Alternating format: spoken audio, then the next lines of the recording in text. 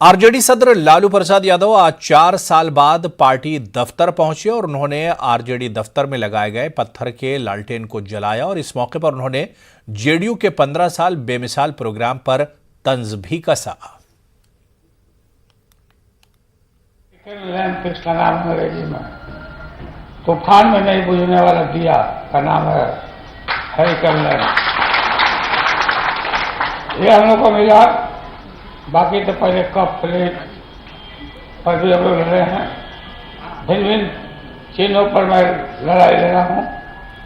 तो हम आपको यही सुझाव देना चाहते हैं कि आप एक होकर के, एकजुट होकर के, जो यहाँ अन्याय हुआ, मैं जेल में था और चुनाव हुआ, रिजल्ट जो आया, इसमें जब डाका डाला गया नीतीश के द्वारा, उनके प्रशासन के द्वारा, इसका हम लोग अपने मेहनत से, बल से, एकता के सहारे उनके प्रपंच को हम लोग तोड़ेंगे।